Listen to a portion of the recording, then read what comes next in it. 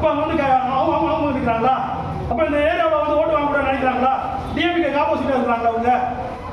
நீங்கள் வந்து டெண்டர் வைக்கிறீங்க, அதுக்கப்புறம் இது பண்ணுறீங்க. இப்போ டெண்டர் வைக்க தேவையில்லையா? சும்மா பேர் டெண்டர் மக்களுக்கு சும்மா பணம் அனுப்பிடுறா, அதை வைக்கிறோம் இதை வைக்கிறோம். அது மாதம் மாதம் கூட்டம் போட மாட்டேங்கிறீங்க.